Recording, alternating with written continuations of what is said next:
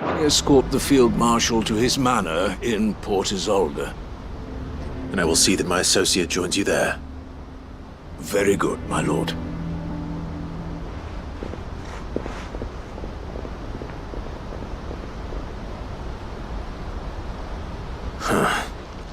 An envoy. I'm not sure I'm the man to talk anyone round. I can barely convince my brother to take his medicine. No. This is a job for someone with experience. Someone like Quentin. I hope I can convince him at least.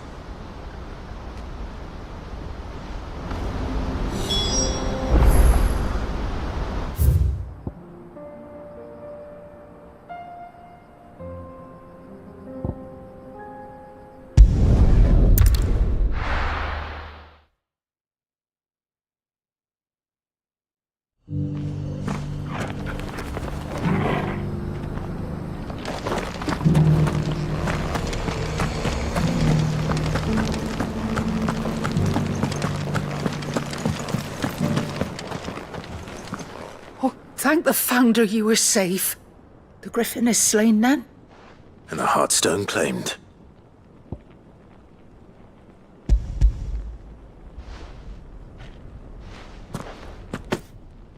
Yes. This radiant luster, like frozen flame, it is just as your father described it. Thank you, my lord. Your grace. Your father would be so proud. Lady Goditha, the lapidary is ready. Thank you, Cyril. I will be with him shortly.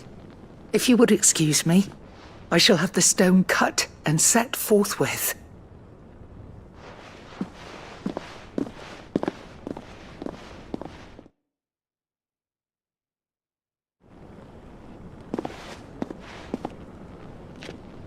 The armbands are complete. Pray, take them. They are yours, after all. Heartstone is harder and more enduring than garnet, or even ruby. It symbolizes unwavering will and devotion. And the graven vines encircling the stone represent the unbreakable bonds between you. It's a message. Father knew we had enemies both inside and outside the duchy. Enemies who would thwart his vision. Only with unwavering devotion would it ever be realized. And only if we stood together, as Phoenix and Shield, as brothers in arms, only then might those enemies be overcome. Indeed. His Grace knew the enormity of the task he would entrust to you, his heirs. But this was more than just a message. It was a promise. That he would always be with you. Thank you, Lady Goditha, for remaining the steadfast custodian of our father's will. Forgive me, my lady, but there is something I don't quite understand. The Undying told me that after Father died, Mother claimed all of the ducal treasures for her own. Even if the armbands were incomplete, she would surely not have overlooked them. So, how are you able to keep them from her? Because I was the keeper of the vault. Though I was but a lowly servant, your father spoke to me of his intentions for the bands, of the deep love he had for both of you, and his hopes for your future. In the days before the disaster at Phoenix Gate, I discovered that the Duchess had ordered her jewelry be sent away from the castle. It was then that I knew she meant to betray us.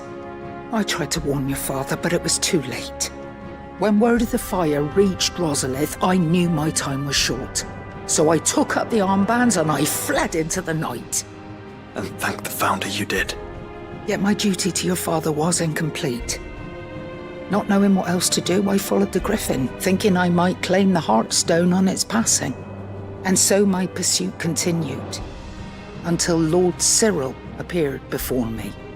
He informed me that His Grace's will had been recovered, and that his sons were alive and well. Lady Goditha, on behalf of my father and all the people of Rosaria, I thank you for your loyal service. As do I. Thank you, my lord. Your Grace, for coming back to us. for giving my service meaning.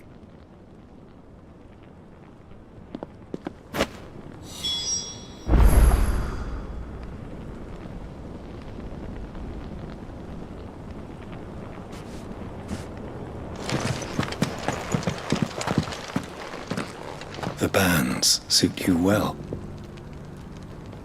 It must be gratifying to finally receive the inheritance that was denied you for so long. It is. And we thank you for the part you played, Cyril. If you would permit me to play my part a little longer, might I suggest that you make your way to your father's memorial atop Hawk's Cry Cliff?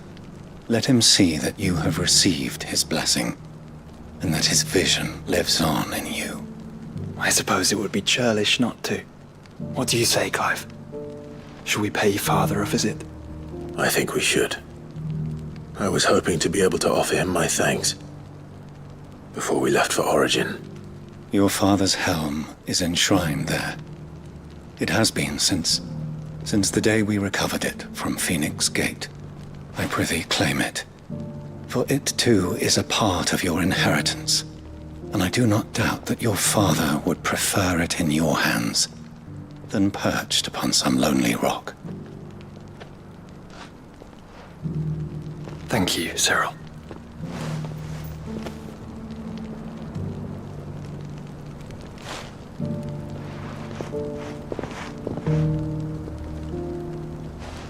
Come on, Clive.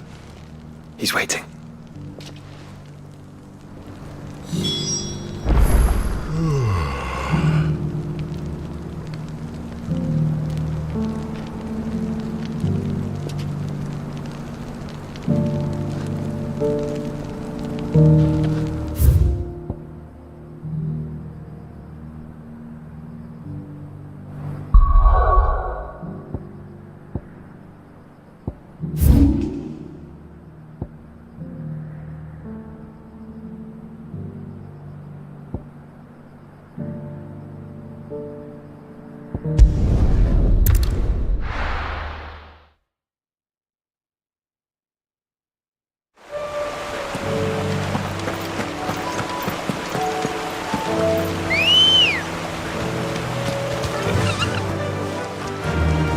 Run like the wind.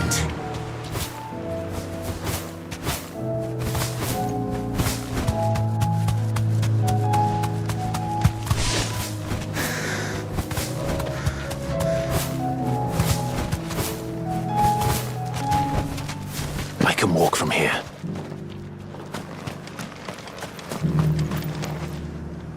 Quentin, I have a proposal for you. Do you now? Something tells me you'll be asking more of me than a cask of Gotand gold. Go on then. Propose.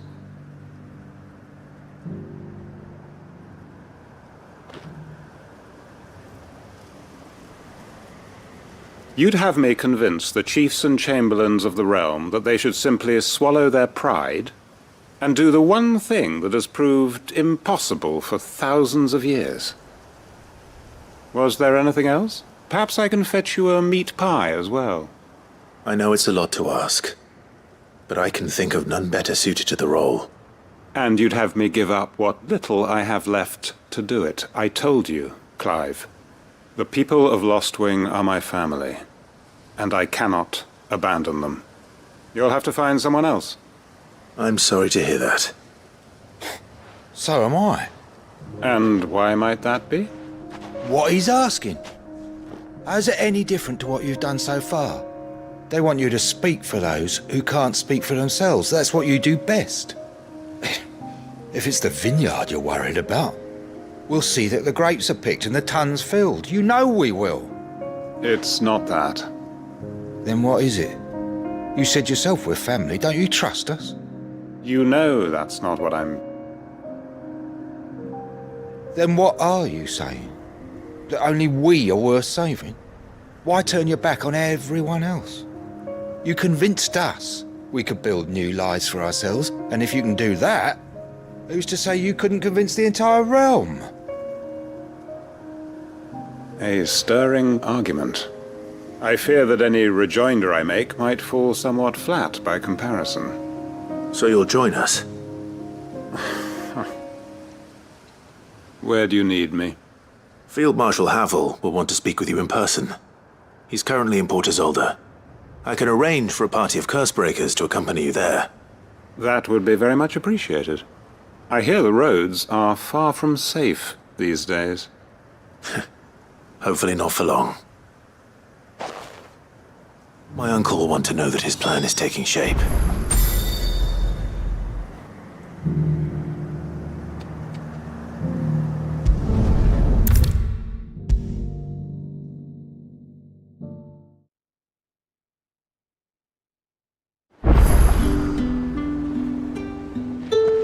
Uncle, I bring good news.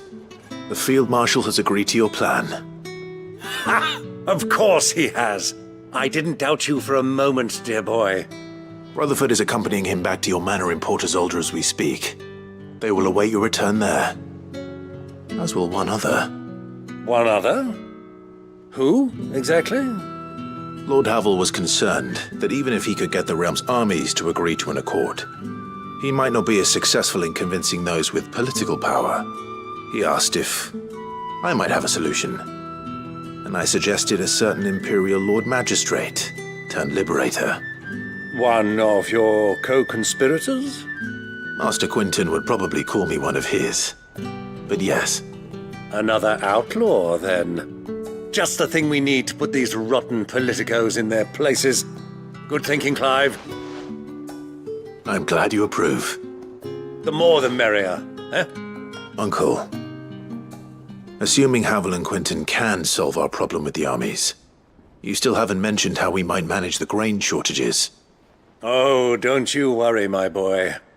The 7 high houses will be seeing to that. They have all agreed to make the most generous of donations. Oh, of course, it did take a little persuasion, but luckily I had some unexpected help. From who? Why, you, my boy. Rumor has it that you rescued the Lady Ariane's head steward Rockford from a horde of bloodthirsty bandits. It was more of a handful. Well, the old battle axe was so pleased. She had a shipload of talents delivered to my private docks by the next new moon. And when the other houses saw the parsimonious old crone's purse strings finally loosen, they as good as tripped over themselves in the rush to follow suit. I'm happy to hear it. Now, I must be getting back to the manor. Join us there at your earliest convenience, would you? Of course, Uncle.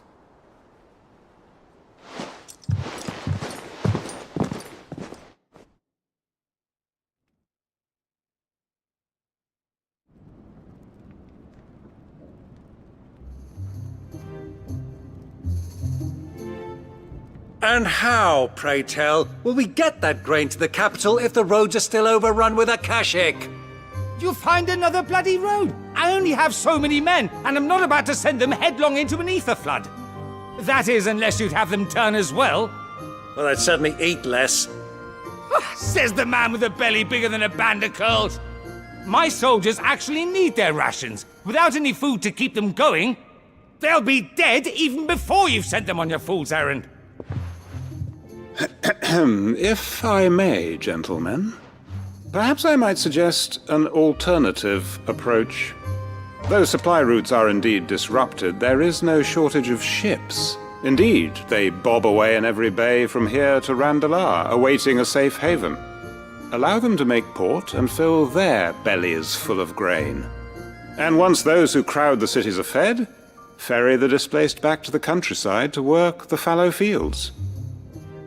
But I'm sure that you wish to continue your discussion. Forgive the interruption. 2 such firm friends as yourselves need no help from the likes of me. Rutherford spoke fondly of the great bond between you. Us? Friends? I can't stand the man. Clive, I'm beginning to question the quality of the company you keep. And what kind of company were you expecting him to keep? The man's a criminal. Criminal? How dare you? You are not fit to breathe the same air as this fine, upstanding young gentleman. Upstanding? He calls himself Sid the Bloody Outlaw! Once more onto the breach.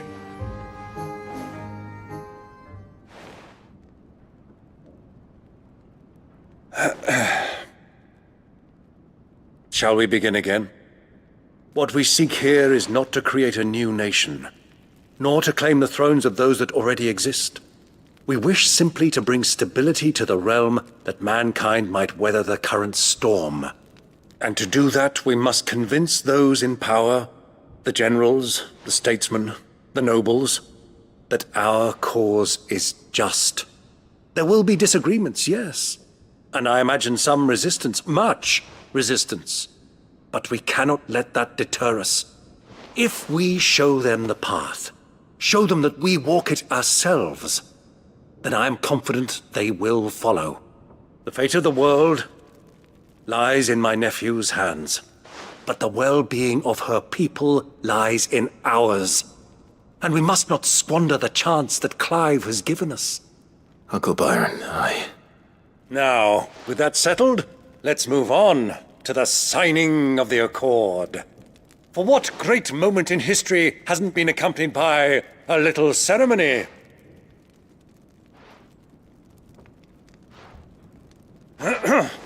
Citizens of Valisthea, I present to you the Triunity. Rutherford, Mike Will.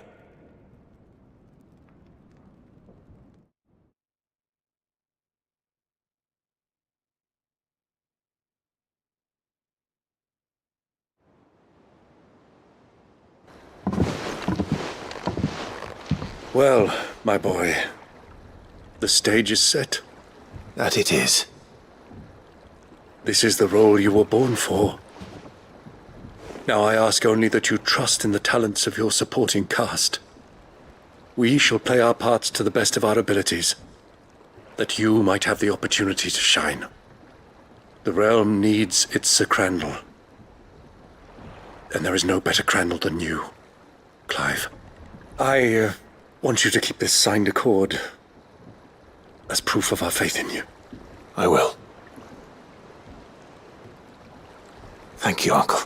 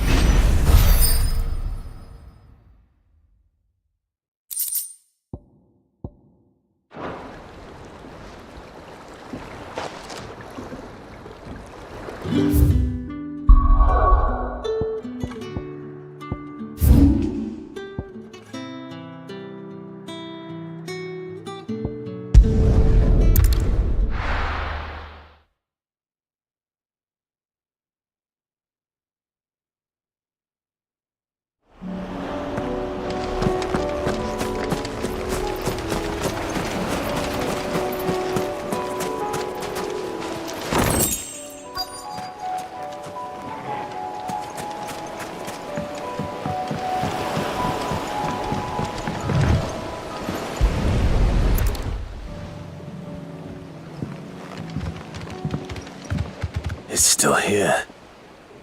After all these years. A lot smaller than I remember. And you're a lot bigger. You might have to swim, boy.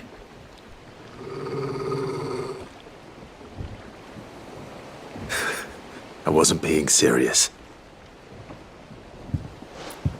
You two go on without me. I doubt that boat will hold a third. If you're sure, we won't be long. Hop in, boy.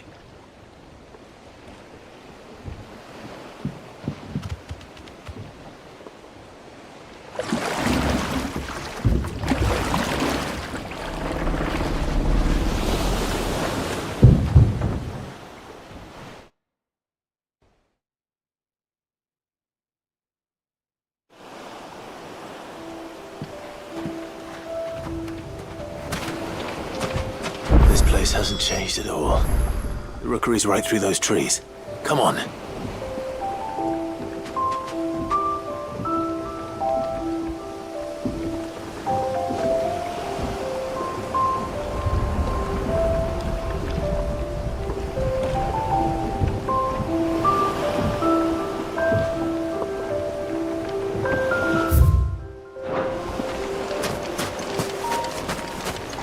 Race you there? I bet I could still beat you.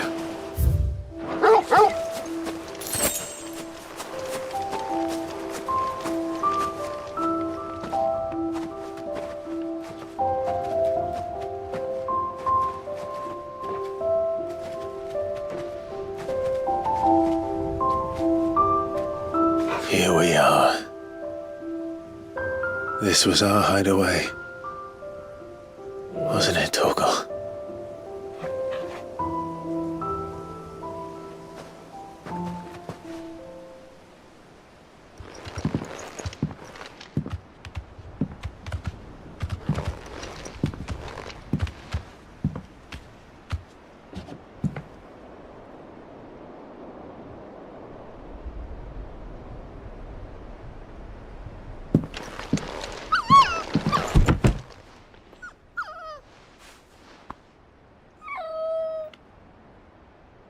Coming here helped me to forget who I was.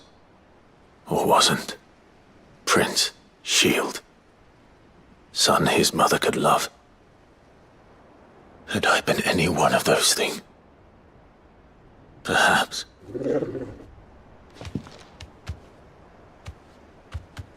What is it, boy?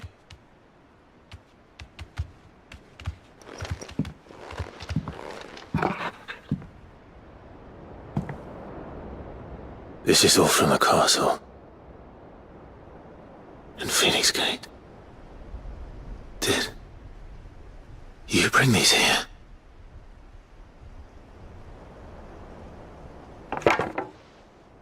My sparring sword.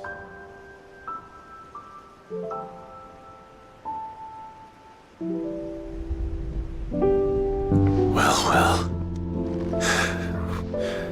You never stopped looking for me, did you, boy?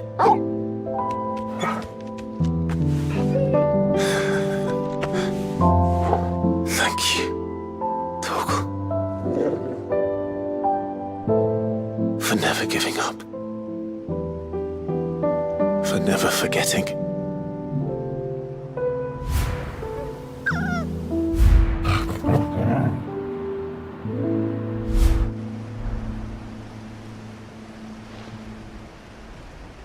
Let's take this with us, shall we?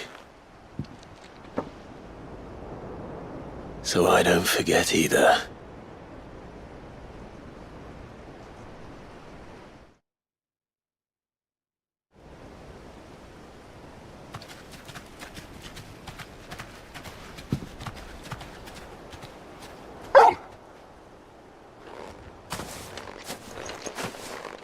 That's not the way back to the boat, Torgal.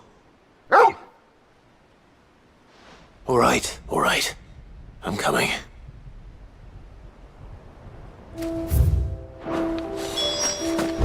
I think I know where we're going.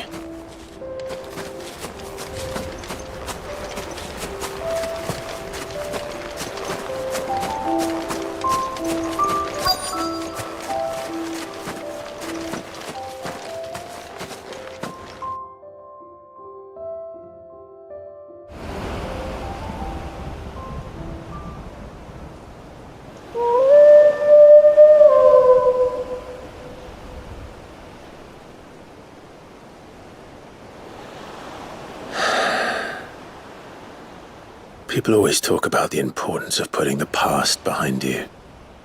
But without it, we wouldn't be who we are today. And we certainly couldn't steer our way to a better tomorrow.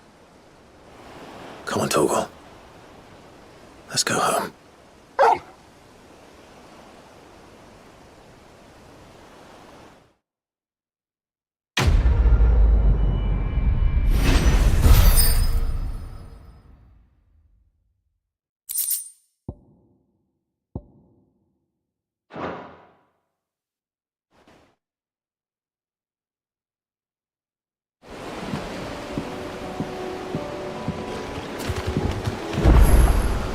So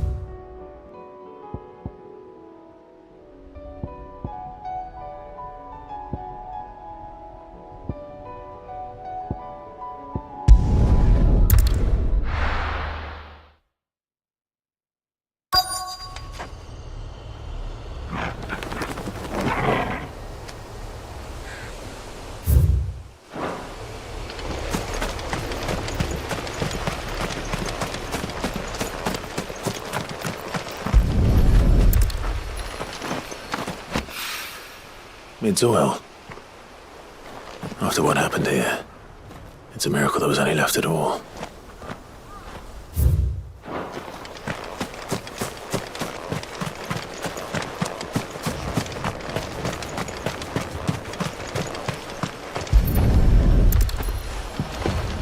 I better get these materials to Mid so she can finish her prototype.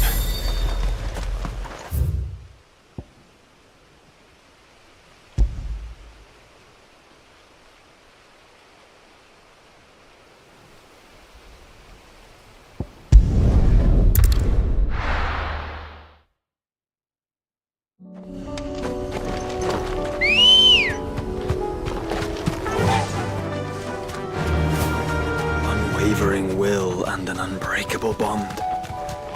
Do you really think we're strong enough? To save the world? Of course. To have overcome Father's political enemies. But I'm less certain. Especially knowing what we know now. What Mother was truly capable of.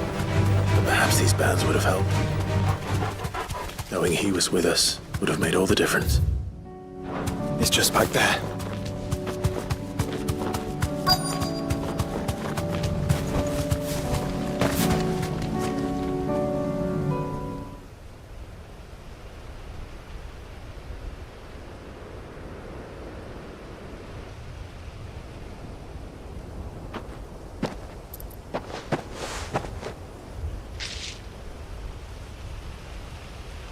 Father always fought for what he believed was right. It wasn't until that night at Phoenix Gate that I realized I had never fought for anything. I always had someone else to do the fighting for me.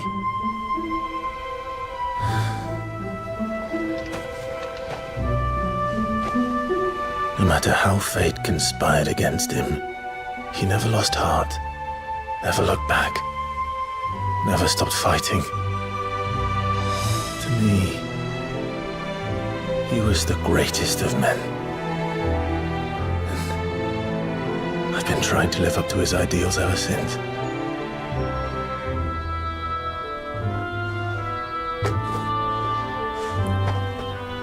We all have, Clive. We all have. And we'll keep trying. Because that's what he would have wanted.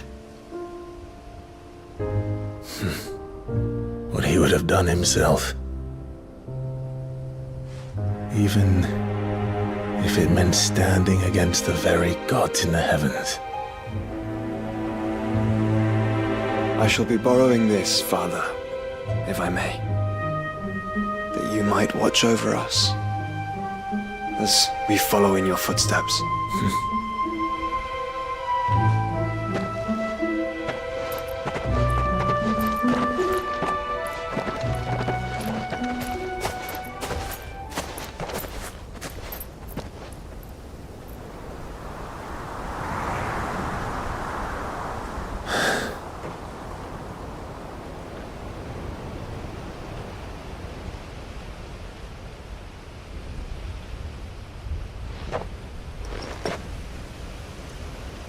We won't lay you down.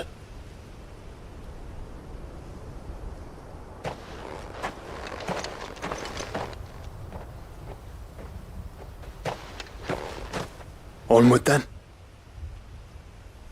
Onward. To the end. And to a new beginning.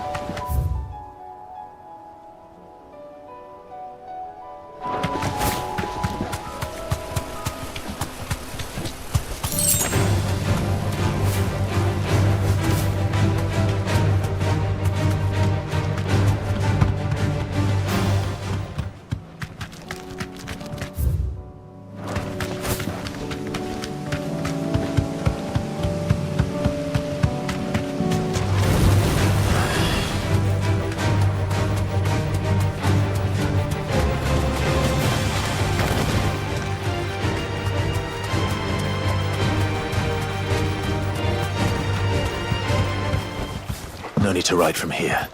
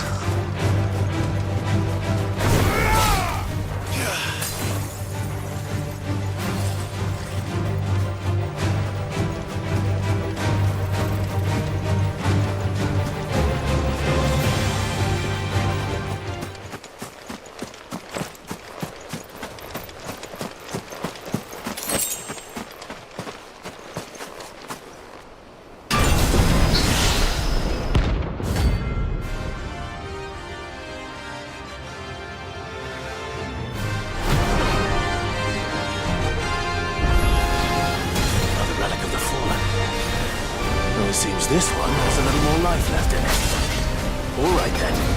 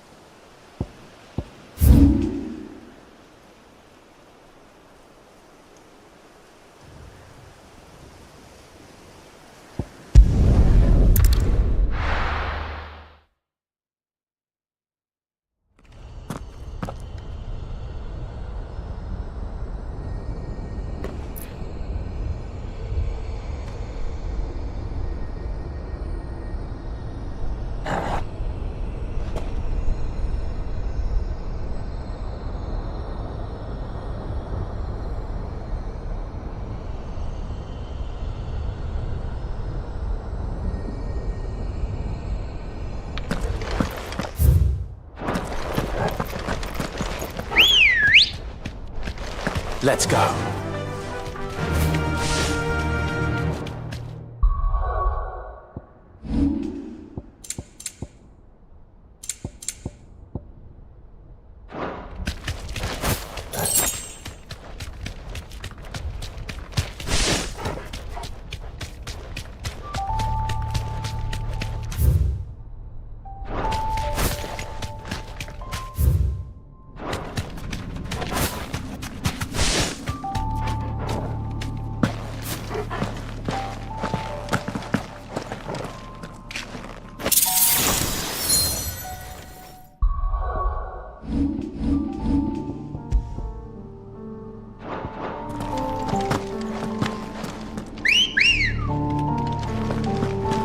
Ready, go? Faster!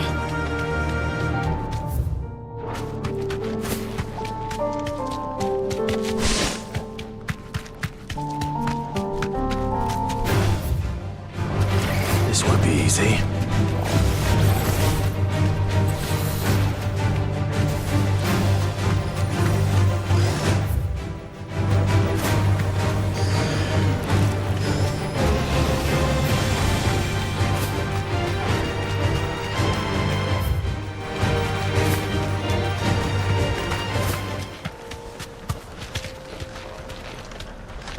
Might this be Mickelberg?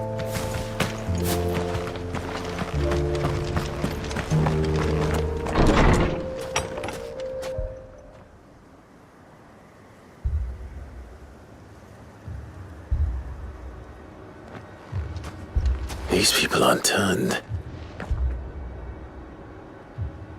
And the village seems safe enough at least.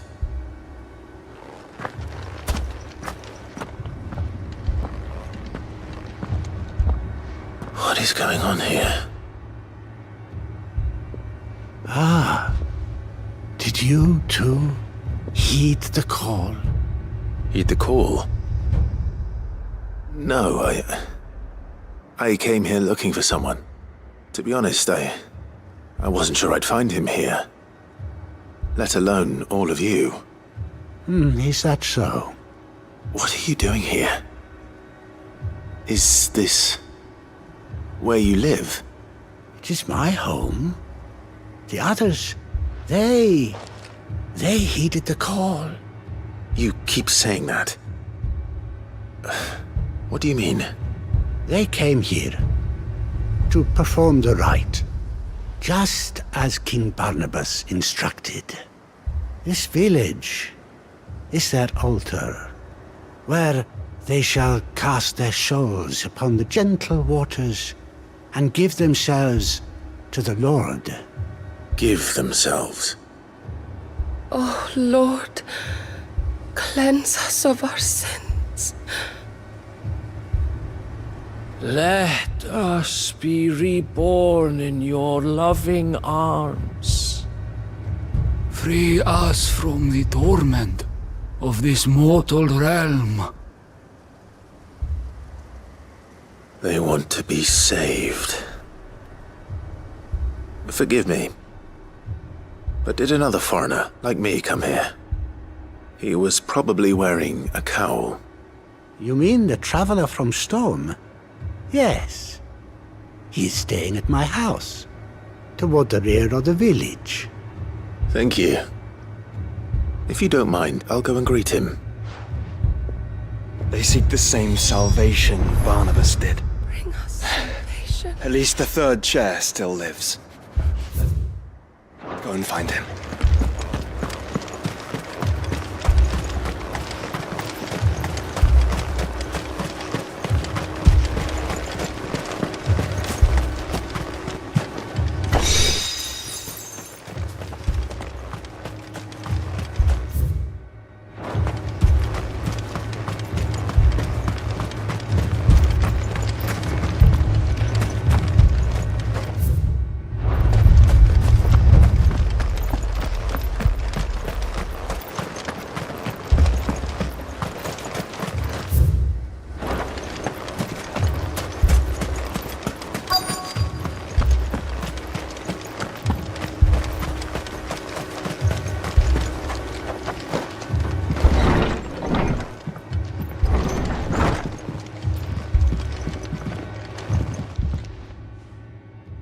Excuse me. Are you with the Undying? I am. And so it would appear, are you? Lord Rosfield, if I am not mistaken. That's right. And you must be the third chair. I am. Cyril was worried for your safety. He sent me to find you. Then I must apologize. I did not mean to trouble the bearer of the burning quill. Much less you, my Lord Marquis. He said that you had failed to report. Is there a reason for that? I came here to study the followers of this new faith. But the more I learned of them, the more my own faith began to falter. You have seen them at their prayers, have you not? They devote themselves to the veneration of their Lord with a fervor I have never seen before. Praying night and day that they might be rid of their wicked wills and reborn in their Saviour's light. Not that they might be granted respite from their worldly woes, but so that they might continue to serve him. Serve him with all of their beings. I, too, swore to devote my life to the service of my Lord and Master, but this... 'tis different. It is more. And so I would see it through to the end. See these people safe, that they might achieve their dream. That they might do their duty to their Lord. Even if it should keep me from doing my duty to mine. You do understand what their dream is, don't you? I do, my lord. They would cast aside their wills and become Akashic. I know that it may be hard to believe, but to these people, that is the very essence of salvation. Forgive me, my lord, but I must remain here. If you are to return to Master Cyril, I would consider it a great... Did you hear that, my lord? Something is happening. I'll go find out what. Stay here.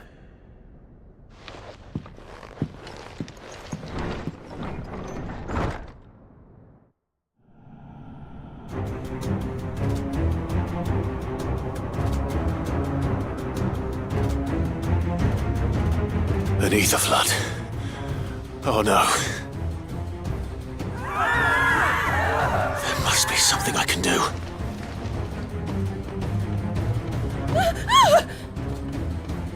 Echoes as well. Found her.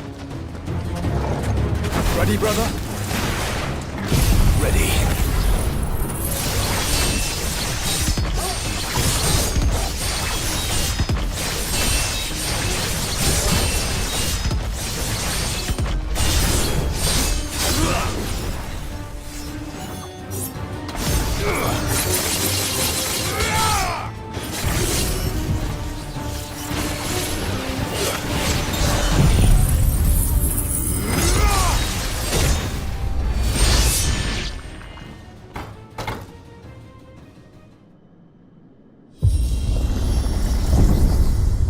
What now?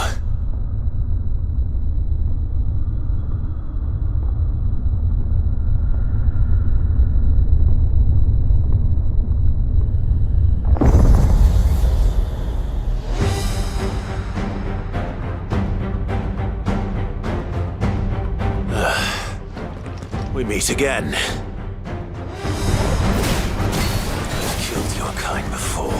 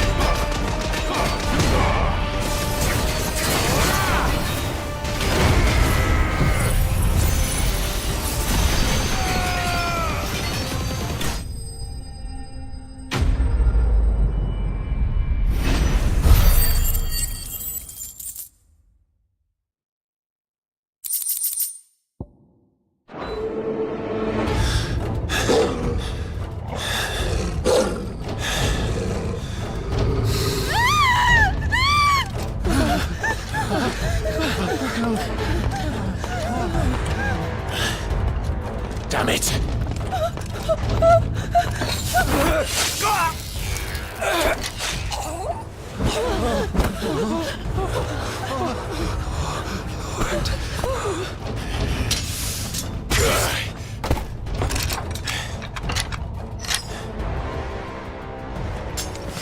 Don't you die. Come on, speak to me. I had to save them, that they might have a chance to find true salvation. By devoting themselves to the service of their Lord. Just as I did, when the Undying plucked me from the gutter and gave me a cause to believe in, a duty to serve was everything to me, and I would not deny them that fulfillment, even if they must become a Kashik in order to achieve it. Forgive me, my Lord Marquis. I did not mean to trouble you with this. My findings. Could you deliver them to Master Cyril for me?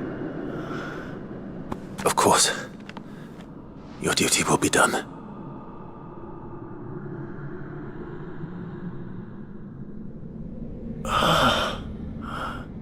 Look, my lord. They are saved.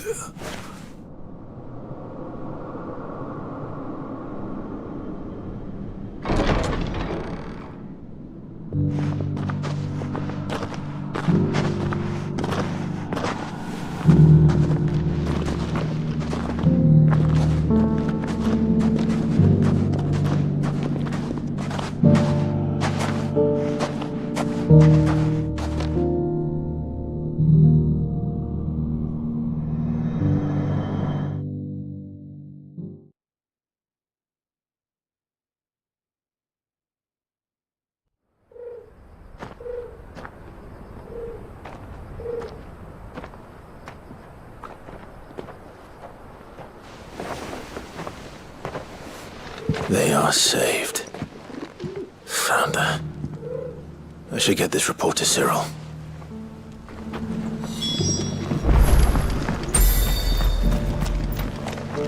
Here, take a look at my wares. Anything else? A fine choice. Go safely.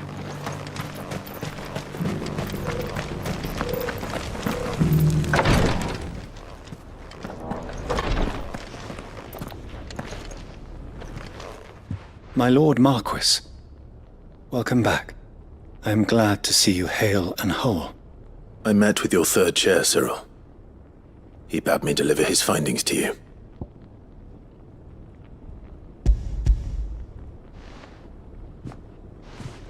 Thank you, my lord. He remained in Ash? He died protecting the villagers from an echo. I buried him in Mickelberg. I'm sorry that I couldn't save him. If you could not save him, no one could. The villagers, they were believers in this savior cult. They prayed to their god that they might be unburdened of their wills. Then an ether flood came, and their wish was granted. Your brother sacrificed himself that they might live, even knowing that that life was death by another name. Then he perished defending liberty. A hero's end. For the right to choose how one dies is no less sacred than the right to choose how one lives. Sid would agree. He wanted to build a world where people could die on their own terms. A noble ambition. To die for one's cause is the most perfect expression of one's faith. It matters not how misguided others might judge one's decision to be. Only that the decision is one's own. We live according to the teachings of our order. We believe in them. We protect them. And yes, we die for them. For better or worse, that is our creed.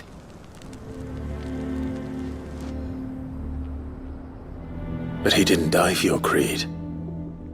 He died to save them. And you still believe that what he did was right. I believe that he believed it was. We of the Undying are not slaves, but willing servants. And this was his will, the ultimate expression of it. All right. I'd like to know this man's name, Cyril. To know the names of all the Undying who've fallen in the line of duty. They died serving my house. It's only right that I remember them. That is my duty. Of course. I shall fetch the Book of Martyrs at once. My lord, it has been, and shall ever be, the greatest honor of my life to serve House Rosfield. Though our duties may differ, yours is no less important. I pray with all my heart for your success. And were they here, I have no doubt but that every one of my fallen brothers and sisters would feel the same.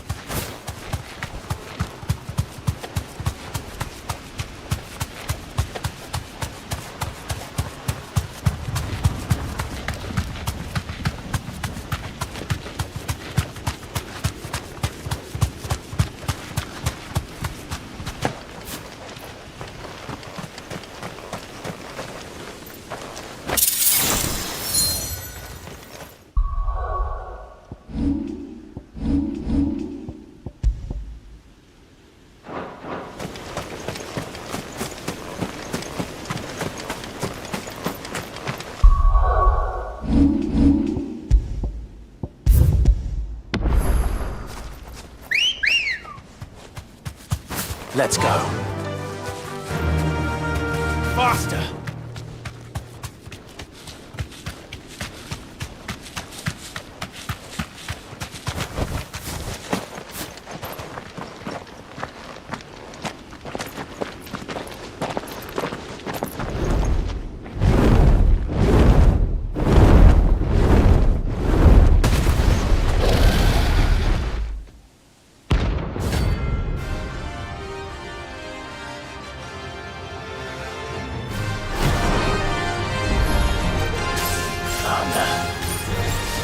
This beast isn't to be trifled with.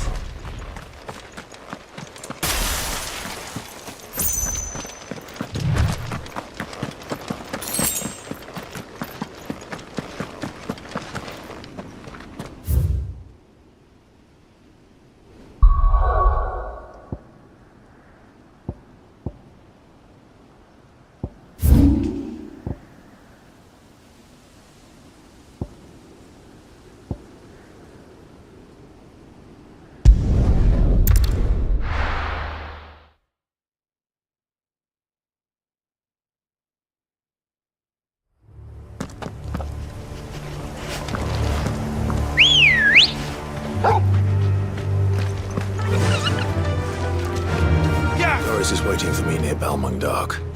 The longer she's out in the open, the more likely she is to be found by a Kashik. I need to hurry.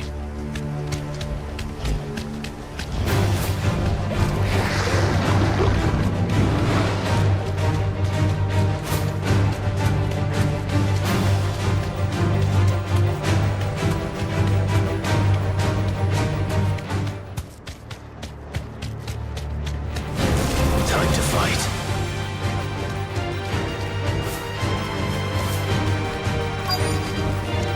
That'll do, girl.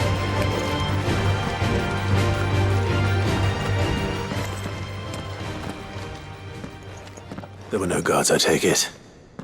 None manning the gates, no. It's a different story inside, though. The corridors are crawling with Akashic.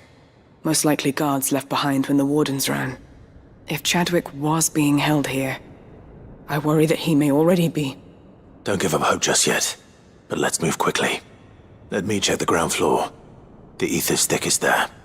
Then I'll search the upper level. Good luck, Sid. Stay safe.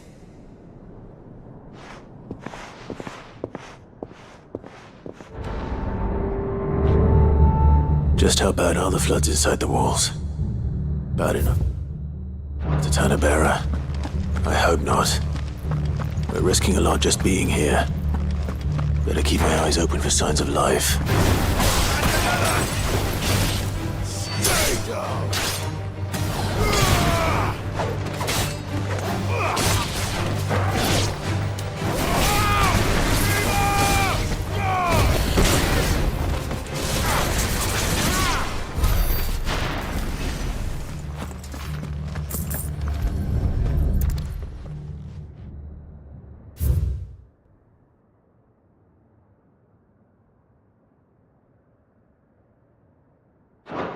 So this place was no ordinary prison.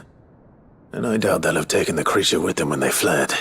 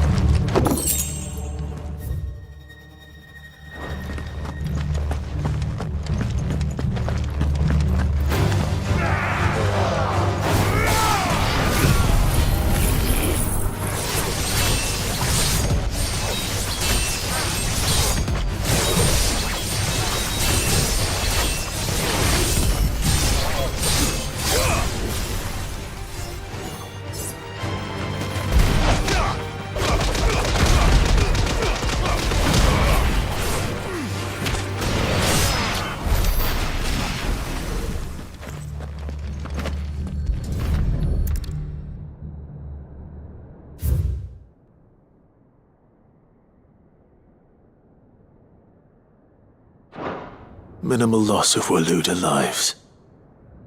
And what happens when they run out of bearers? Even the Imperials take better care of their branded than that.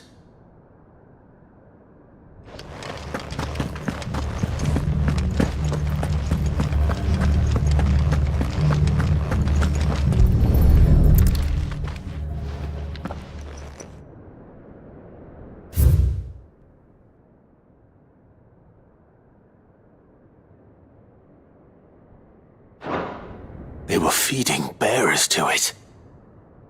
This is even worse than I'd feared. Nothing but a Kashik down here. Hopefully, things are looking better upstairs. I should go and see how Doris is getting on.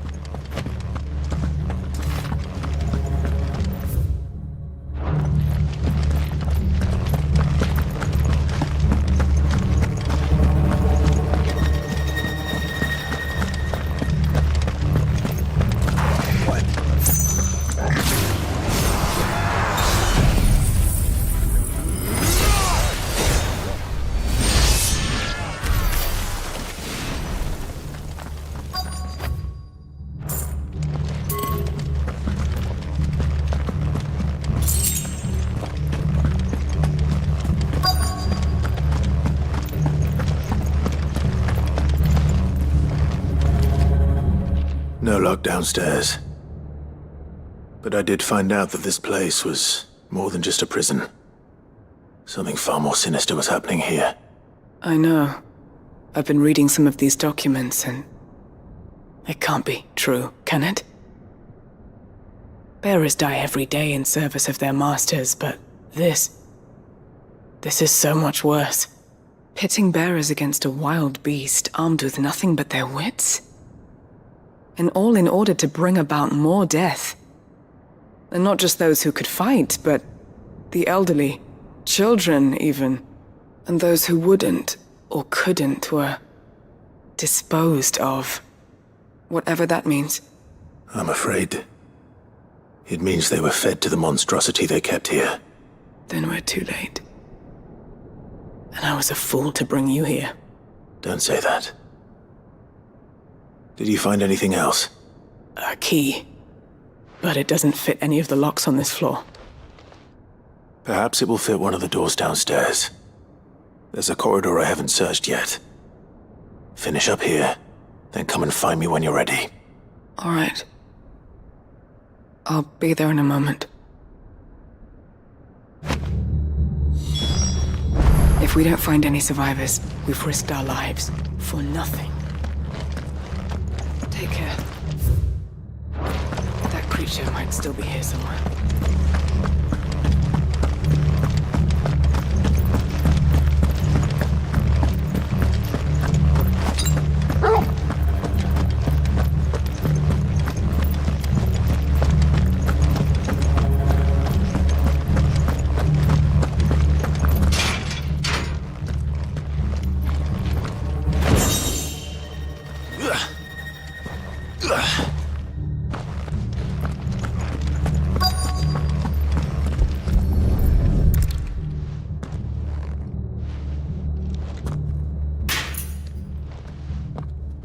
See what we can find down here.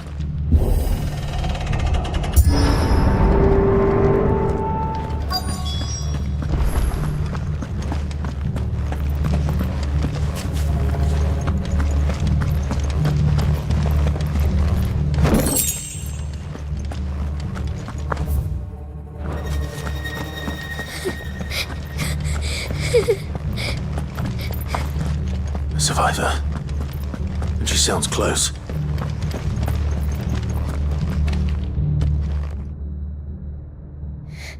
Who are you? There's no need to be afraid. Are you alone? Are there any other survivors? Some of the guards. They're still here. But something's wrong with them. Everyone else was eaten by the monster. Of course there were. Thank the Founder. It was worth our coming. But I'd rather we didn't linger. Are you ready? Ready when you are. You poor thing. He must have been terrified. Did Chadwick send you? What? He fought the monster. Distracted it so I could run away. He must have sent you. He promised to free the others too. Where is he? He opened your cell, didn't he? He wouldn't be here otherwise. Chadwick.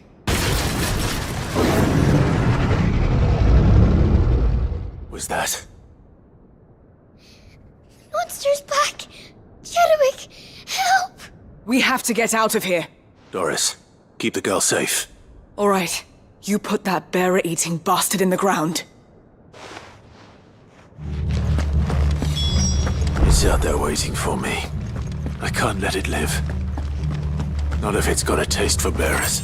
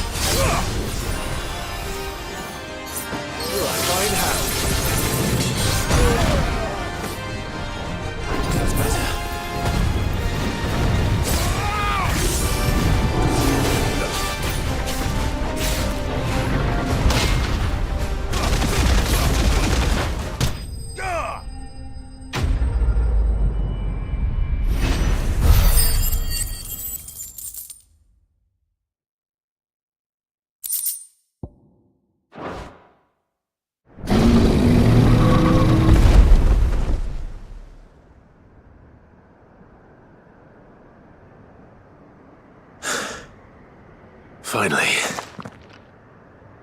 Sid, are you hurt? I'm fine. I think.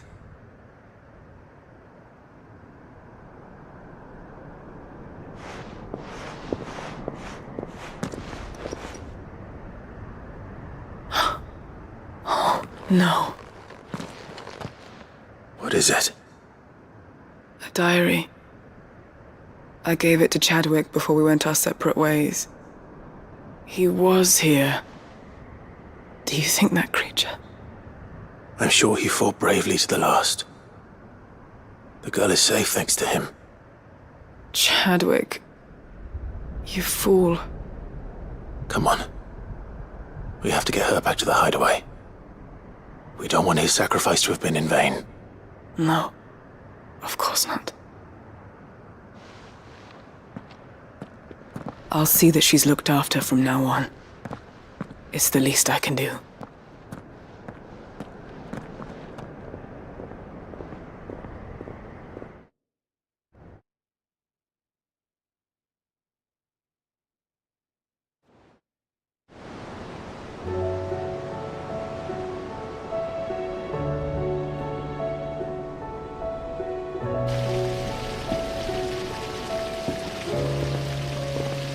From what I hear, you've barely left the girl's side in days. I hope she's recovering from her ordeal. She is. Slowly but surely. She's far tougher than she looks. I thank the flames we found her. If we hadn't... I know. But we did. I'm sorry we weren't able to save Chadwick. There's no need to apologize. Without your help, I would never have found out what happened to him. How he fought to the bitter end to save her. To save Haida Marie. That's the man I remember. The man I thought of as a brother. I wish I could have met him. I'd like to hear more about your past. If you don't mind, that is. Of course. You already met my former master.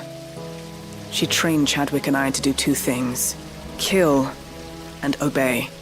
We were supposed to be sold to the highest bidder when the time came. But no bid was ever high enough to convince her to part with us. For years, we were her daggers in the shadows. But we could never quite shake our doubts about the things she made us do. And then, one day, we just couldn't do them anymore. So we escaped. But staying together was out of the question. They would have found us too easily. After so many years of training, the pull to serve was always strong. It scared me to think he might have taken another master, become a dagger in someone else's hand. But even in captivity, the battles he fought were his own. And he died not as someone's tool, but as a hero. Haida Marie is proof of that. Bearers can cast off their shackles. And the Cursebreakers will show them how. I'll fight until my dying breath to see it done. For Chadwick, and for all of us. Thank you, Doris. We'll be counting on you.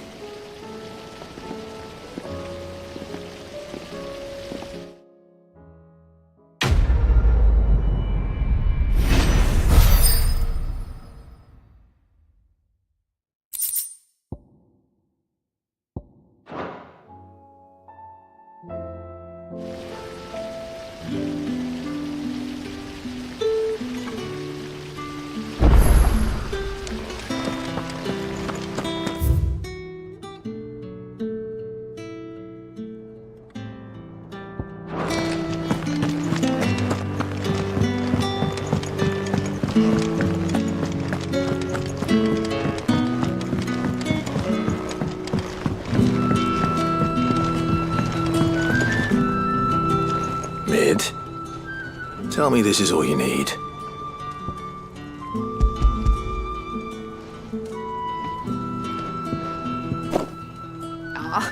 You make it sound like I asked you to save the world or something. Tell me this is all you need. It's most of what I need. After you left, I went over the figures again, and I realised I'd forgotten a 1 and a 0. And a cogwheel. Just a tiny one. Though, that's the problem. Gears that small are a bastard to make, and I may have lost the one Blackthorn spent a fortnight toiling over. Wait. The children. When they took apart your scales, there was a tiny brass gear. Now that I think about it, they didn't use it when we put the scales back together. The young'uns? But why would the... You know what? I don't want to know. I'll keep working on the model. You go and find that cog.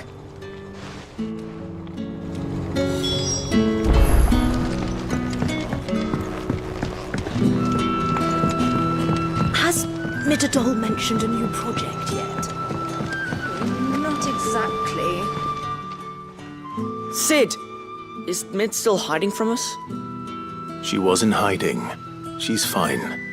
She's just busy working on her next project. A new invention?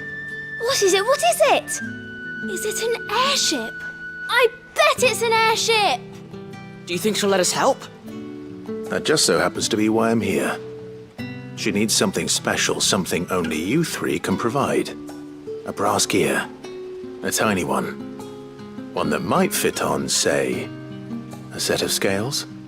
Oh, the one you forgot! We remember! We saved it, just in case. It's in the bag of bits. Since your lesson, we've been disassembling, then reassembling everything we can find.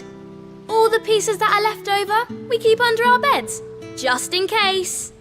That's good to know. Look! I found it!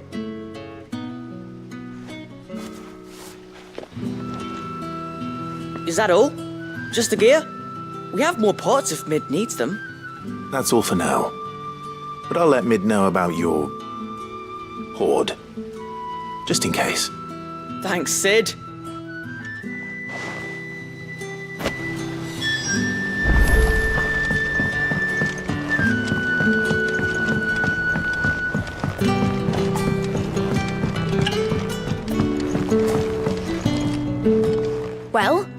Did they have it?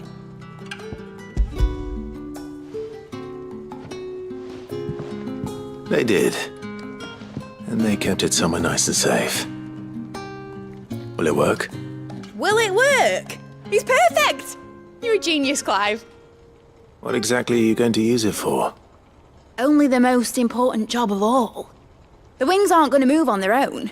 But with the right cog in the right place... well, you just wait and see.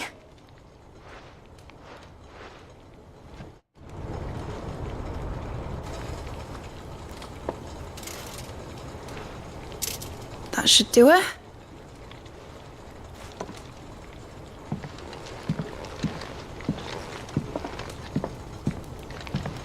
Here goes nothing.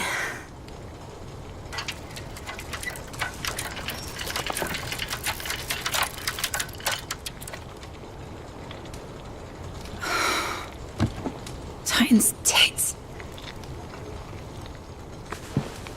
It wasn't supposed to fly, was it? Of course it was supposed to fly. Wouldn't be much of an airship if it didn't. Honestly, these bloody engines are driving me mad. I was so sure this would be the day she soared. The Mithril engine was made to make dreams come true. But maybe this is one dream the world's better off without. Show folk how to take flying. It won't be long till they're raining death down on each other. People will lose their homes, children, their mums and their dads. Like I lost mine. I'm sorry. So am I, Clive. So am I. Sorry that I have to choose. Do I follow my head, or do I follow my heart?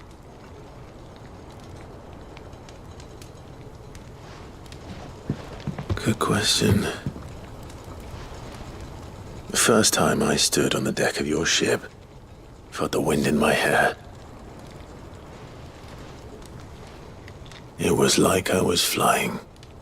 But imagine how it would feel to actually do it. My dad always said there were two ways of living life. Chasing a dream or shuffling to your grave. And he were right. Right about a lot of things. Not that I like to admit it. People need dreams to chase. Especially in a world like this.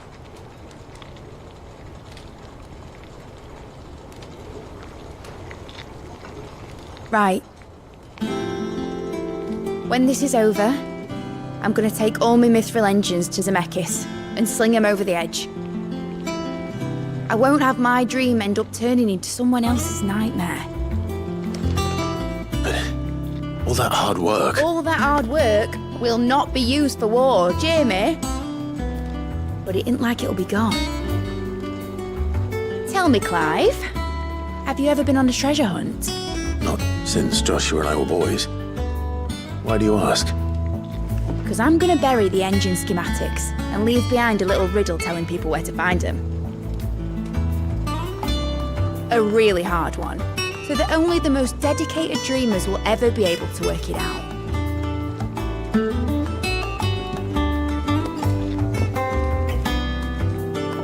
Ooh, I can picture it now. Some daft general squinting at the words with a gormless expression on his mug. Like that one, yeah. Right.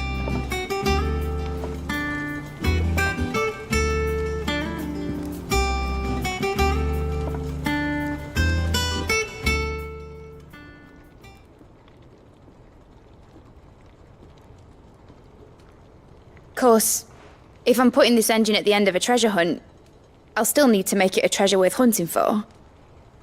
Won't be much of a prize if it couldn't even make a toy boat fly after all. My dad always said, dream big. But it ain't the size of a dream that's important, is it, Clive? Only that it's a good one. and I reckon I've got a fair few good uns left in me. I'm sure you do.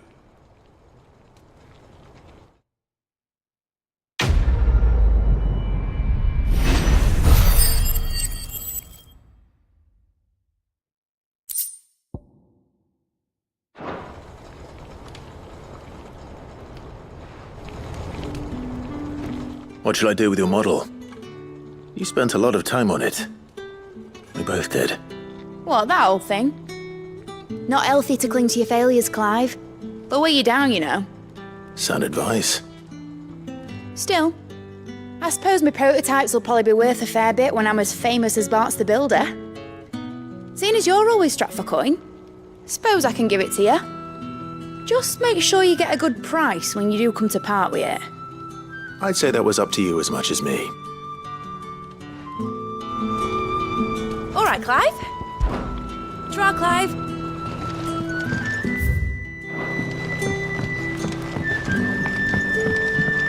Has Midadol mentioned a project yet?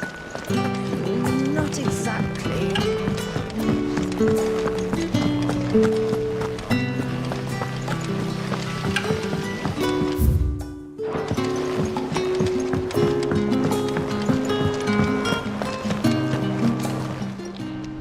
How may I help you today, Clive? Your benefactors are a generous lot. Here you are. All done?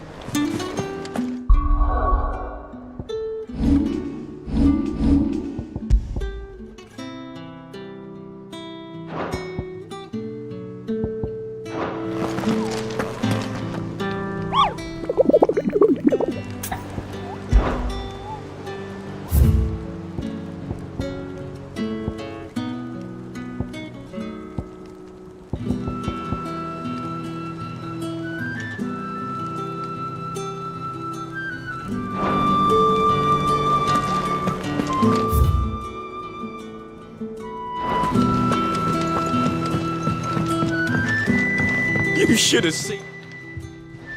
Welcome back, Sid. Welcome back, Sid. Yes. Welcome back. Trip wasn't too much of a pain in the arse, I hope. Truth be told, it was me who suggested roping you in to help with the trial. But from what I hear, things didn't go quite as planned. No, they most certainly did not. Ember lost his nerve in the face of a beast of prey, but he didn't lose heart. He pressed on, and he achieved his aim. And is that not what we ask of our scouts? Indeed it is. Thank you for your honest appraisal, Sid. The fact remains, however, that Ember will not always have a battle-hardened warrior on hand to pluck him from the jaws of peril. All I have gleaned from this trial is that without someone watching his back, Ember is little more than a liability. Wait, Sergeant. Ember still has much to learn, it's true. And this time he was found wanting. But I'd say he's due a second chance, nonetheless. After all, he did do as you asked. With a bit of hard work, any hand can be made to hold a blade, and any mind can conquer its fears. But a scout's nose is different. You've either got one, or you ain't. And by sniffing out that log, young Ember here has shown he has a conch and a half. Wouldn't do to waste it now, would it? Fine. One more chance. I'll do whatever you ask. I'll spend my days and nights in the pit if I have to. I'll show you. Just you wait. Daft as a brush, that one. But his heart's in the right place. Just like someone else we know. And if you ask me, we've been leaning on him for far too long. That time the Cursebreakers took some of the weight off his shoulders, I reckon. It couldn't hurt. Just don't tell Gav I said so, will you? I won't have him thinking he's been hard done by. Next thing you know, he'll be asking for a day off. Chance would be a fine thing. Back to work. Forgive me, Sid. This did not play out as I expected. Things rarely do these days. But that's why we need men like Ember more than ever. Men who can make the best out of a bad situation. Remember that. I will, Sid. Thank you.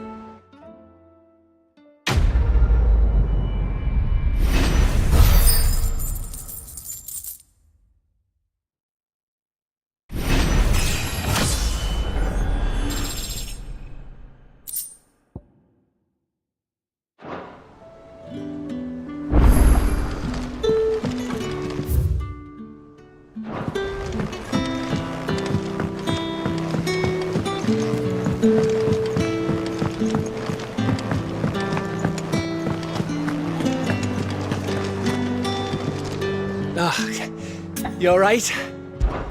Something troubling you? No more than usual. It's just... Etta's baby will be coming soon, and I wanted to make something for it. I'm sure she'd like that.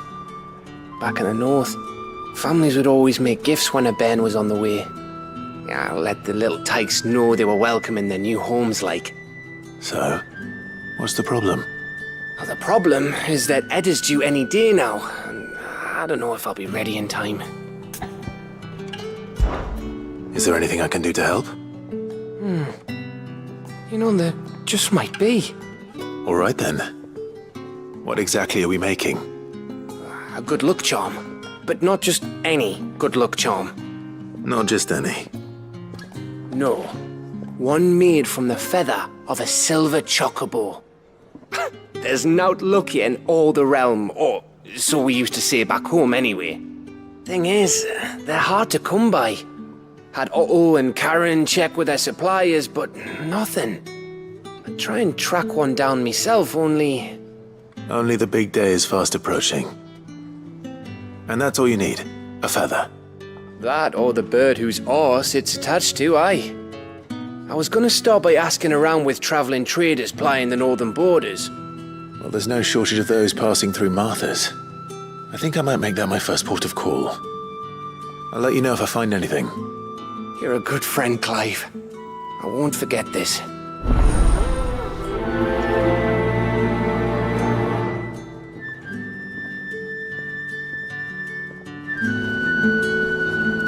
Can't say I've ever seen a silver chocobo myself, but I have seen one of their feathers. Look just like a normal one, only silver, obviously. Well, grey.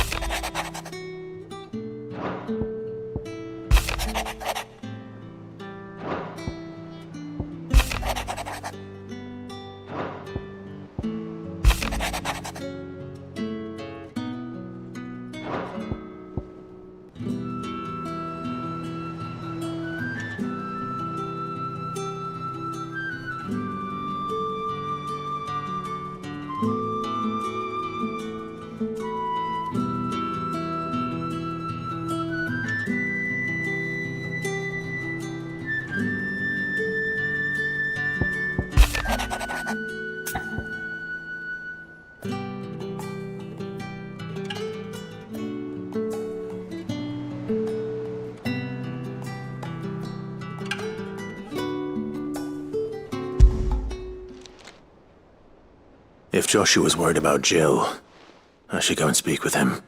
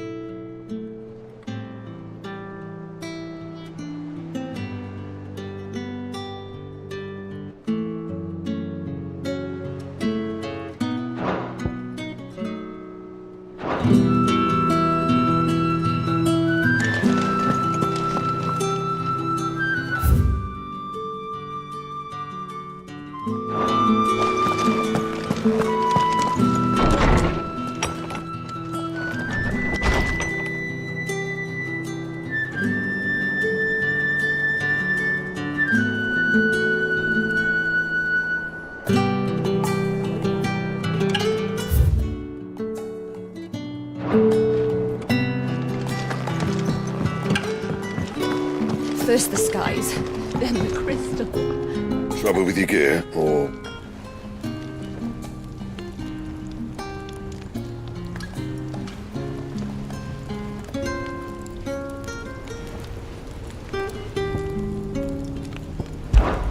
Not saying Fornian, do you?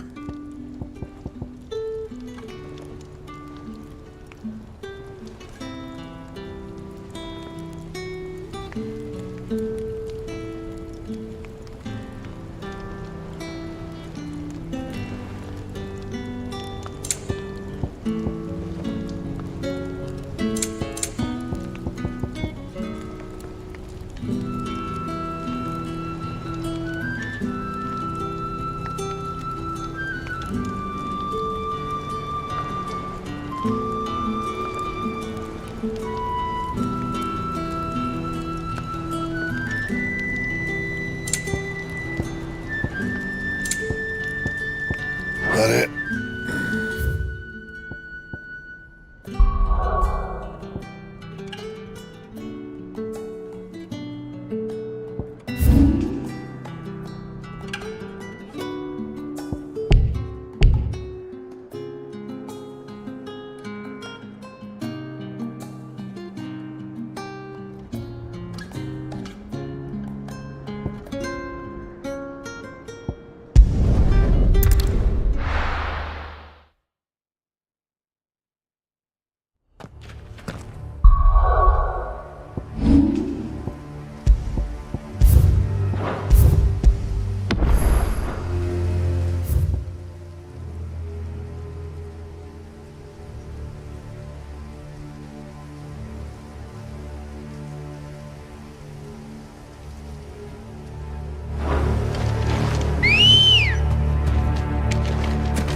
Good girl.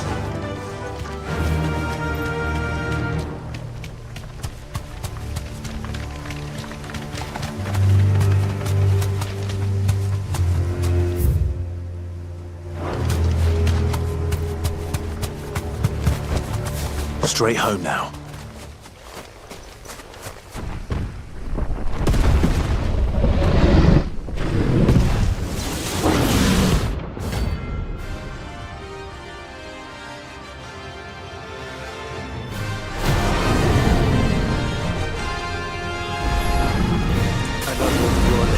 Dogs. Quite a specimen, these two.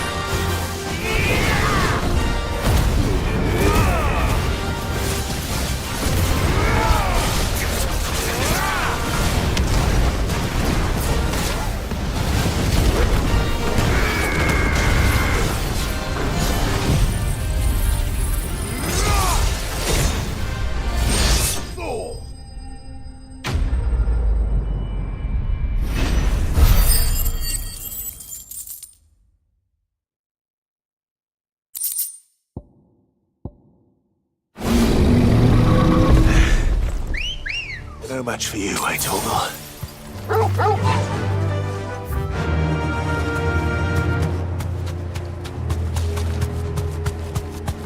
Run like the wind.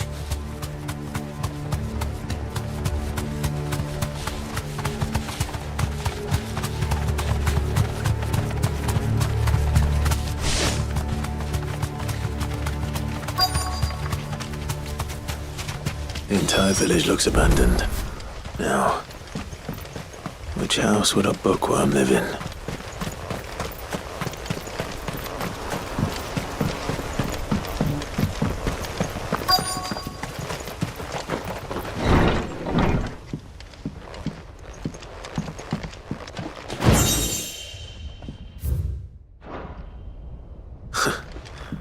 His interests were certainly varied. This is a Royal Army logbook. Did he take this from the local barracks?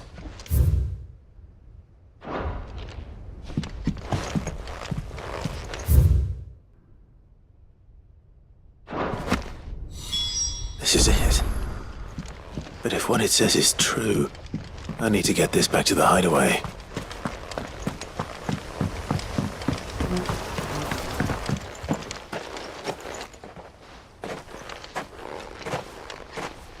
Leaving so soon, stranger? We've been watching you. From a distance, so to speak. Subtle. I know who you are.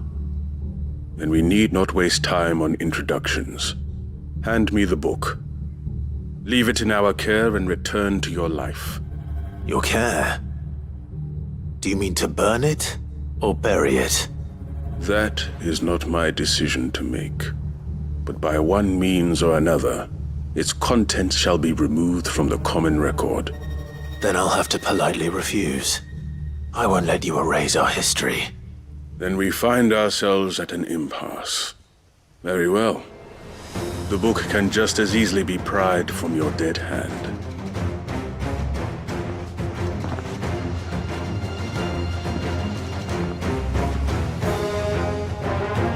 Let's see, shall we?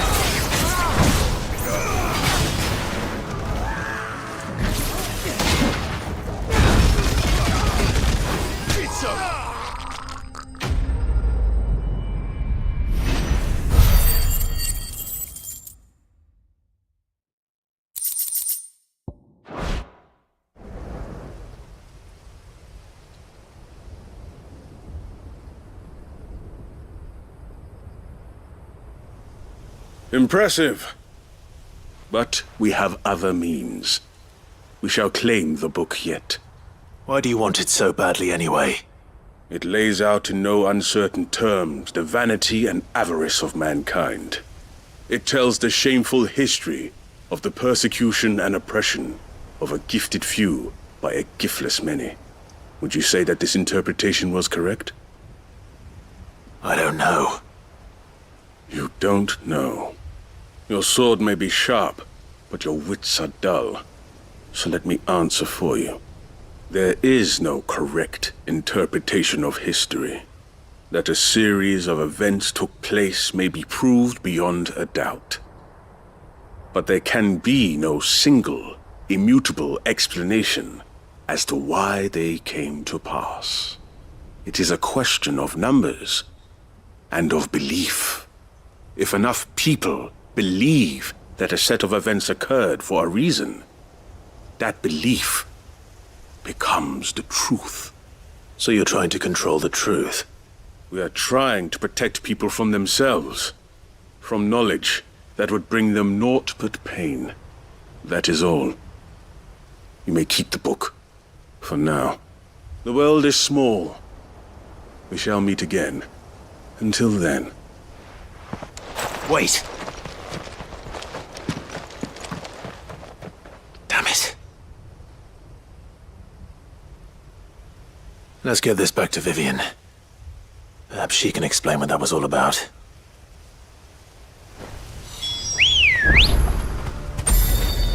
Ready, go?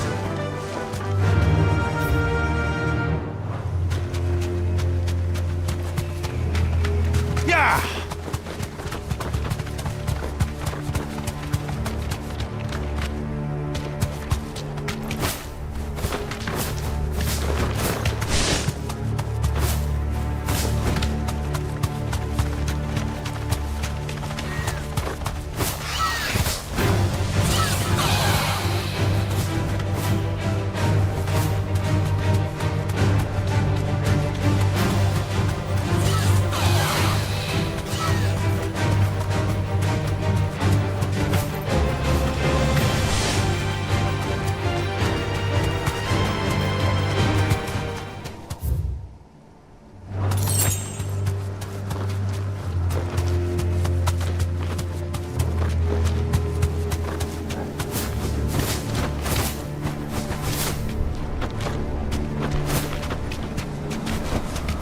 That'll do, girl.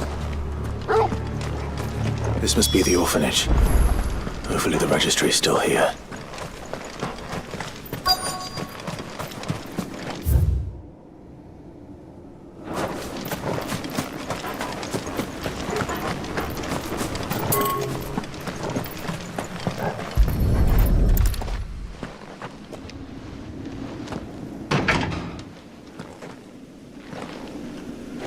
It's locked. I should look around some more before I start breaking down doors.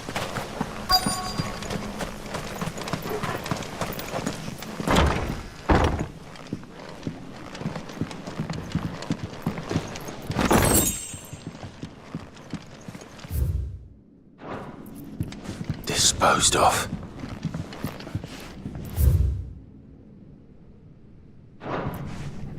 Conditioning. This is nothing short of torture. Herman wasn't exaggerating. It's a wonder he survived this place.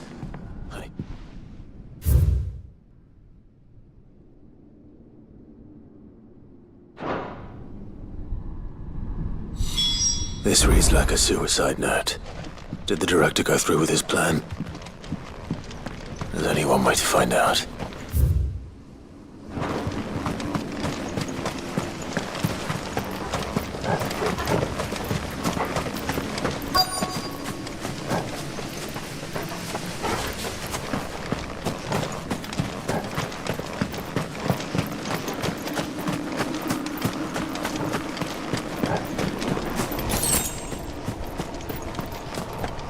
Forked white tree.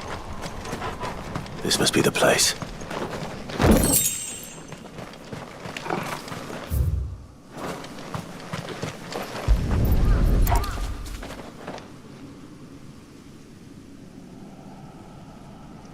Could he really be buried here?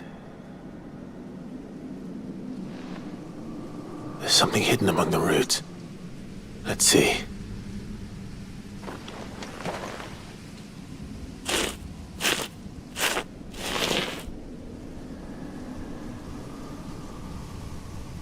This must be the registry.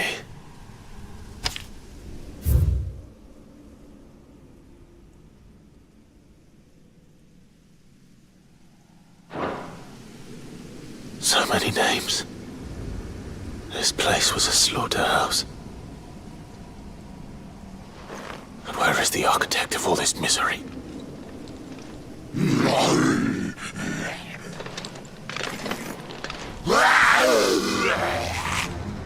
It was only a matter of time, I suppose.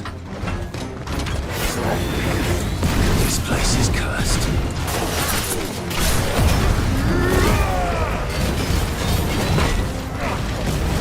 My thigh.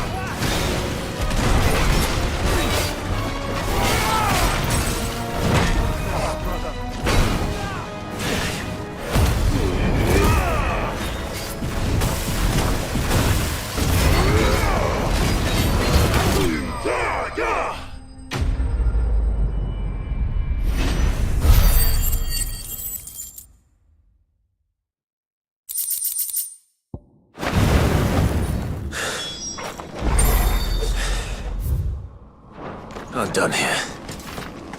Let's get the registry back to Herman. Better already.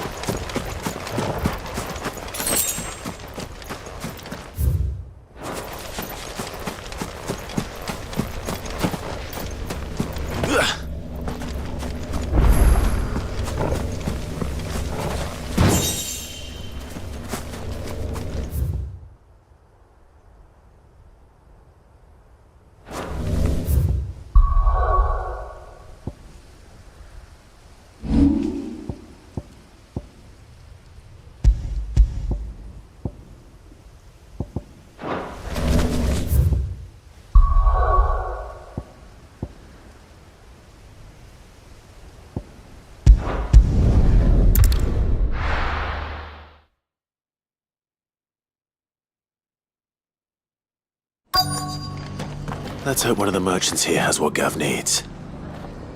Excuse me. I'm looking for something. Oh, well, then I'm your man. A silver chocobo feather. Oh, or maybe not. Though you're not the first to mention the bird around here. There was a man stopped by the rest not long ago claiming he was attacked by a silver chocobo. Near some gutted hovel not far from Eastpool.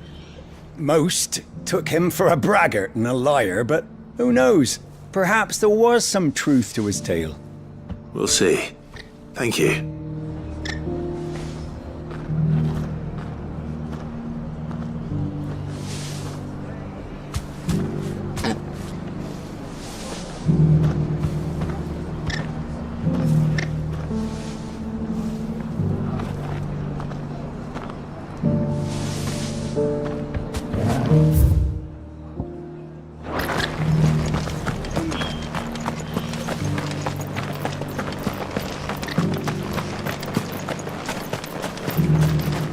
Anything catch your eye?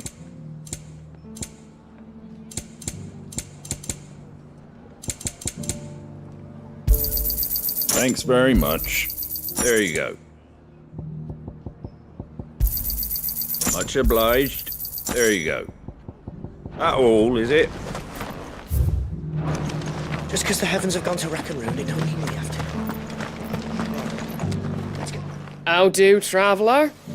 You've the look of a man who could do with a new whetstone? Or perhaps a bawdy etching of the Vicerine? Maybe another time. I'm looking for a silver chocobo feather. If that's the case, rumours are all you're likely to find. No one has seen a silver chocobo for years. Word is they were all hunted for their feathers.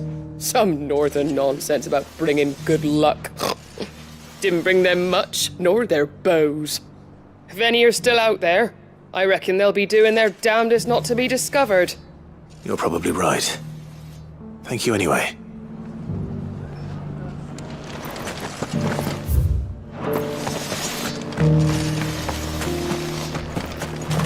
It doesn't still hurt, does it? Oh, 1,000 Akashic jars couldn't hurt me.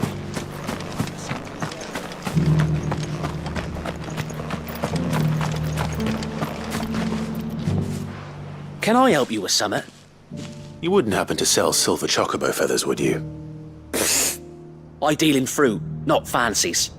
But if it's fancies you're after, I suggest you try Rhiannon's ride. Was a silver chocobo seen there? Oh, yes. If you believe the ravings of a madman. It wouldn't be the first time. A silver chocobo sighted in the hills near Rhiannon's Ride. It sounds almost too good to be true. But since I'm already here...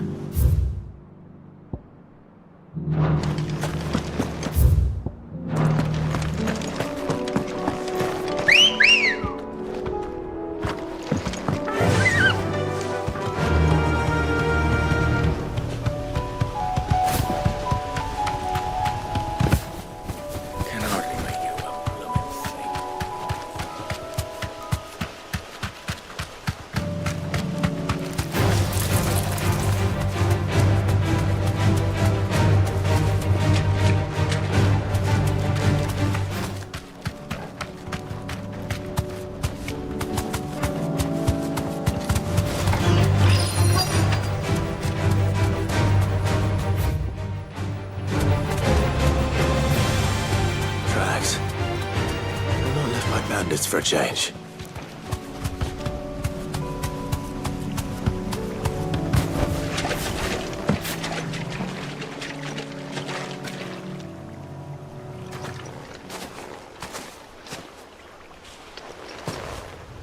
More tracks. And these look fresh. A chocobo was here. And recently. Perhaps it still is.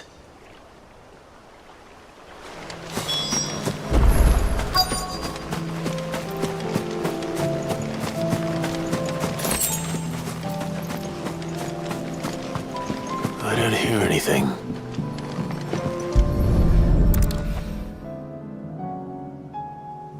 Well, I'll be damned.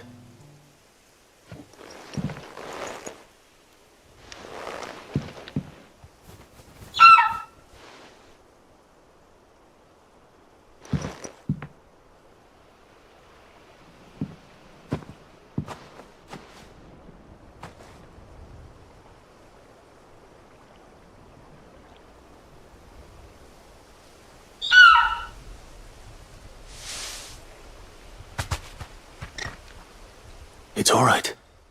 I'm not going to hurt you. Just borrowing a feather for my friend.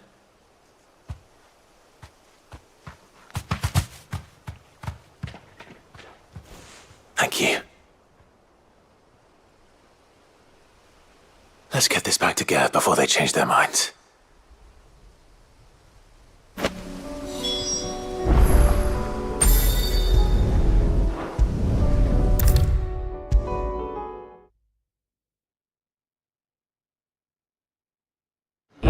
No trouble at all. Clive, you're back. How'd you get on? Any luck? Any luck, you say?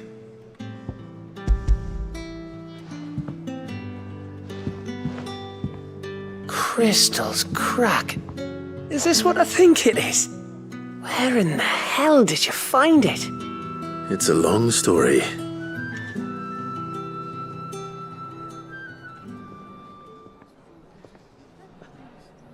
Right there on the road to Eastpool. Who'd have thought it? Everything up there's been abandoned for years. The empty cabin made for the perfect shelter. Though I fear my presence may have forced the poor creatures to look elsewhere. Don't blame yourself, Clive. The Blight's right on Eastpool's doorstep. They'd have had to move on before long, even if you hadn't have turned up. They'll find a new home. Trust me.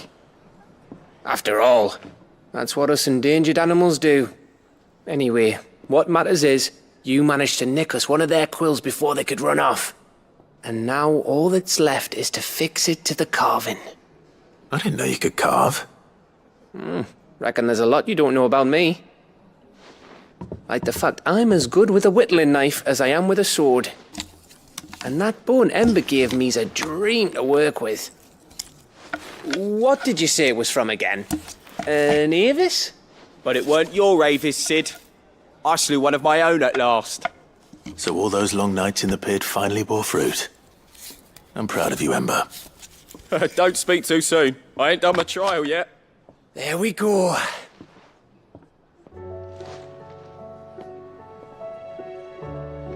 What do you think? I think if you ever hang up your scouting cap, you'll be able to make an honest living. Now will I? I should go and see if Ed is awake. Give it my best. You can give it to yourself. Come on.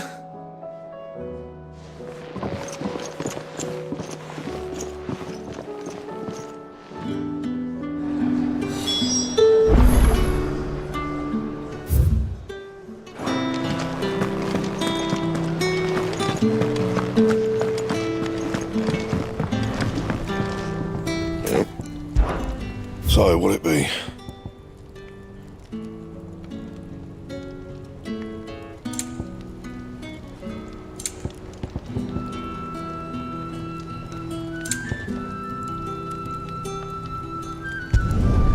No scratches, all right?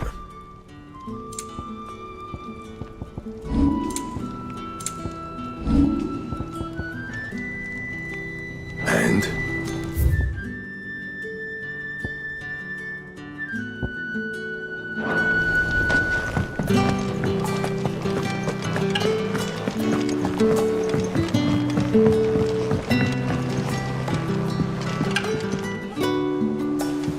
Joshua, I read your message. You're right. Jill is different. I don't think I'd realized how different, but since we returned from Drake's spine, I've felt it more and more. I suppose it's not hard to imagine why. She doesn't think she belongs anymore. And that's why we need to remind her she is still one of us. To let her know that we still need her. Now more than ever. That you still need her. But how to do that? When last we were truly close, we were but children. Of course. Do you remember the time we accompanied Father on his annual tour of the Duchy? And Jill and I broke from the procession to ride up Man's Hill. To see the snow daisies, I remember. It was the first time Father had allowed us to join him. And when he realized you were missing, he had the entire retinue down to the pot boys combing the countryside. In the rain. A thunderstorm forced us to take refuge in a grove of oaks before we'd even made it halfway there. It was the Lord Commander who finally found us, and needless to say, he was none too pleased. Then it seems you and Jill have unfinished business. What do you say? Man's Hill. It's not that far. Oh, true. Though I suspect it is also much changed. Little in southern Rosaria remains as it was when we were children. You're saying I should go and scout the area for bandits? I'm saying we should first go and see if there are actually still any snow daisies left. What would you do without me, Clive?